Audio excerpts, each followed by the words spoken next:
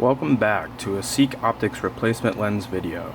Today we'll be taking a look at Maui Gym Twin Falls MJ417. Alright, so first thing you want to do is grab your frames here.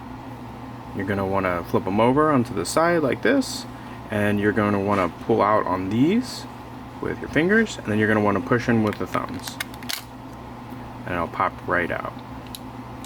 I'm going to do the same thing over here. So just a little bit of pull here and just a little push through the back.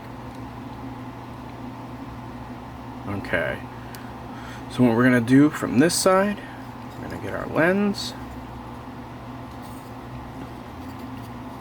We're going to start down here, kind of get that seated, and then we're just going to push in on the back, and then just kind of make sure you get all the sides in. It's good. We'll do the same thing over here. So you just want to get it seated down at the nose, and then we're just going to push in through the back so you hear that little bit of a click there, and just make sure that all your edges are seated. And that's it.